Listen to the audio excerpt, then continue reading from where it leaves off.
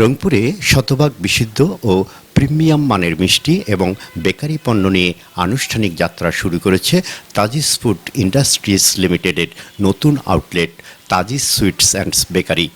শুক্রবার বিকেলে নগরীর জেলা স্কুল সংলগ্ন আধুনিক ও নান্দনিক এই আউটলেটের উদ্বোধন করা হয়। উদ্বোধনী অনুষ্ঠানে প্রধান অতিথি হিসাবে উপস্থিত ছিলেন রংপুর উন্নয়ন কর্তৃপক্ষের চেয়ারম্যান আলহাজ মোহাম্মদ শামসুজ্জামান শামু।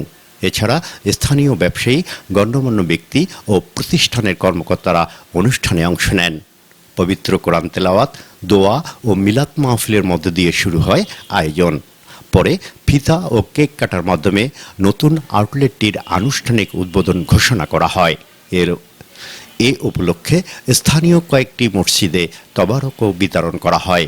একই সঙ্গে আগত অতিথি, শুভানুধ্যায়ী ও ক্রেতাদের মাঝে পরিবেশন করা হয় প্রতিষ্ঠানটির নিজস্ব কারখানায় উৎপাদিত বিভিন্ন ধরনের মিষ্টি। অনুষ্ঠানে প্রধান অতিথি আলহাজ মোহাম্মদ শামসুজ্জামান শামু বলেন, রংপুরে আধুনিক ও মানসম্মত খাদ্যপণ্যের প্রতিষ্ঠান গড়ে ওঠা এটি একটি অত্যন্ত ইতিবাচক উদ্যোগ। তিনি আশা প্রকাশ করেন, পণ্যের গুণগত মান ও বিশুদ্ধতা বজায় রেখে তাজিস ফুড খুব দ্রুতই রংপুরবাসীর আস্থা অর্জন করবে এবং স্থানীয় কর্মসংস্থান সৃষ্টিতেও গুরুত্বপূর্ণ ভূমিকা রাখবে। প্রতিষ্ঠান সূত্রে জানা গেছে, রংপুরের কাচনা এলাকায় অবস্থিত তাদের নিজস্ব আধুনিক কারখানায় অত্যাধুনিক প্রযুক্তি ও অটোমেটেড ব্যবস্থাপনার মাধ্যমে মিষ্টি ও বেকারি পণ্য উৎপাদন করা হয়।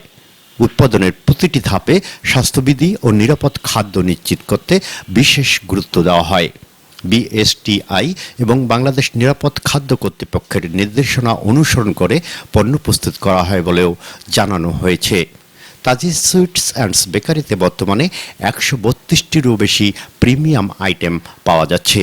এর মধ্যে রয়েছে নবাবী দই, খিরসা, মালাইকারি, বিভিন্ন ধরনের মিষ্টি, sandesh, laddoo, truffle cake, jar cake, pastry bread, cookies এবং নানা ধরনের মুখরোচক স্ন্যাক্স।